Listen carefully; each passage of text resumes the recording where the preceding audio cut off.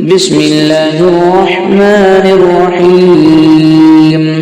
تبارك الذي بيده الملك وهو على كل شيء قدير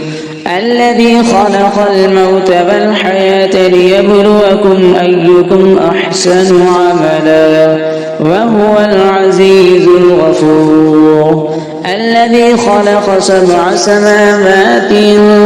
طباقا ما ترى في خلق الرحمن من تفاوت فارجع البصر هل ترى من فطور ثم ارجع البصر كرتين ينقلب إليك البصر خاسئا وهو حسير ولقد زينا السماء الدنيا بمصابيح وجعلناها رجوما للشياطين وأعتدنا لهم عذاب السعير وللذين كفروا بربهم عذاب جهنم وبئس المصير إذا ألقوا فيها سمعوا لها شهيقا وهي تفور تكاد تميز من الغيظ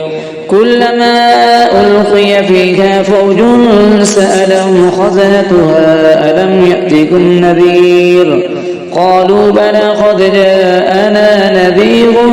فكذبنا وقلنا ما نزل الله من شيء إن أنتم إلا في ضلال كبير وقالوا لو كنا نسمع أو نعقل ما كنا في أصحاب السعير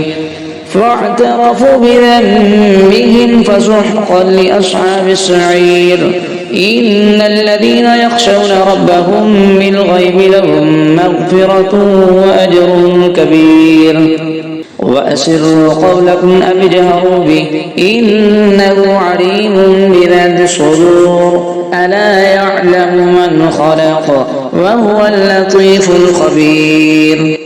هو الذي جعل لكم الأرض ذلولا فامشوا في مناكبها وكلوا من رزقه وإليه النشور أأمنتم من في السماء أن يخسف بكم الأرض فإذا هي تمور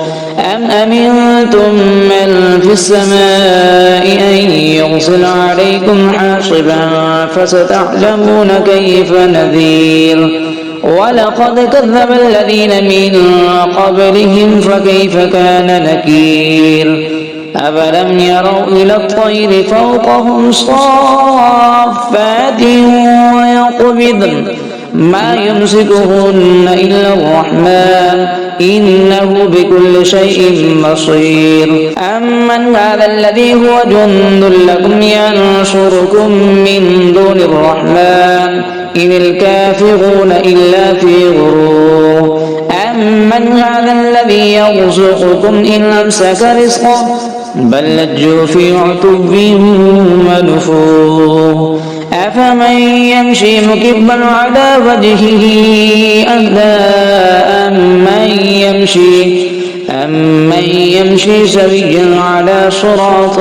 مستقيم قل هو الذي أنشأكم وجعل لكم السمع والأبصار والأفئدة قليلا ما تشكرون قل هو الذي ذرأكم في الأرض وإليه تحشرون ويقولون متى هذا الوعد إن كنتم صادقين قل إنما العلم عند الله وإنما أنا نذير مبين فلما رأوه زلفة سيئت وجوه الذين كفروا وقيل هذا الذي كنتم به تدعون قل أرأيتم إن أهلكني الله ومن معي أو رحمنا فمن يجير الكافرين من عذاب أليم قل هو الرحمن آمنا به وعليه توكلنا فستعلمون من هو في ضلال مبين قل أرأيتم إن أصبح ماؤكم غورا فمن يأتيكم بماء معين. الله ربنا ورب العالمين. صدق الله العظيم.